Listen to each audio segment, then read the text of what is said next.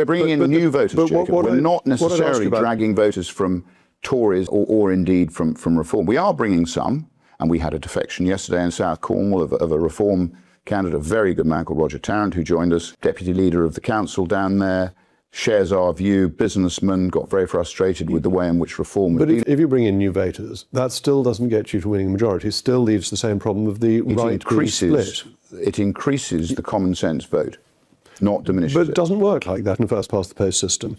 There isn't a common sense vote. There's a vote for Reform, there's a vote for Restore, there's a vote for the Tories. If the three of them split the vote, we get a left-wing government.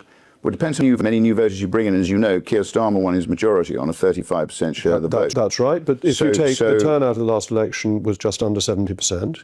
It had fallen off. Actually, 2019 was 70%. Well, there's a lot of people who haven't voted. 30%. If you got all of those 30% to vote, which is inconceivable because even in the 1950s we were only getting up to an 80% voter level, but let's say you do, you're still not necessarily even coming first. Well, I think... So I think even if you look at your argument, it's quite a recidivist argument. What you're saying is you shouldn't make your own offering which you think the people want because you might cause a problem to the existing parties who've let them down. No, it's because I'm saying you don't have a chance of winning. But if the Tories win, Jacob, they've already had a play with an 80-seat majority. What did they do with it? You tell me. Well, it doesn't look as if the Tories can win from what did they do with an 80-seat majority? Level. What did they do? We left the European Union, which is quite important. Well, we played a part in that too. Well, you weren't in Parliament to play a part in that. I was in the European Parliament. No, the European Parliament, fortunately, was abolished when we left, from our point of view. I left the European Parliament at that time, so I know that. But you tell me, what did the Tories do with an 80-seat majority that you were proud of, other than that?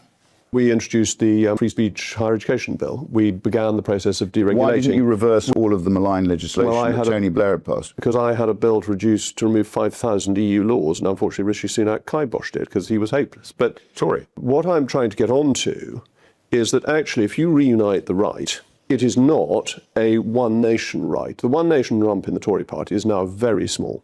If you speak to Tory members, which I do quite a lot of, the one-nation rump doesn't exist.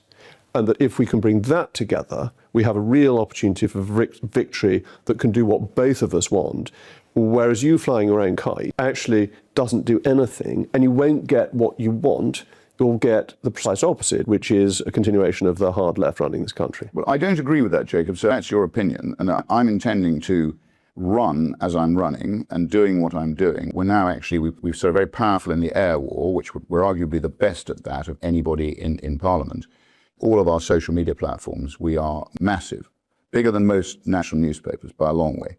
Facebook, X, LinkedIn, Instagram, TikTok, the whole lot. We cover the whole spectrum. But not everybody is on social media. No. So what's now happened, since we launched the party in February, we've now got over 400 branches up and running. And if you came and saw the level of enthusiasm of real people fighting for local democracy, you would be astounded. Well, Rupert, thank you very much for giving quite so much of your time. As I say, I think we ultimately need to come together in the same sort of party.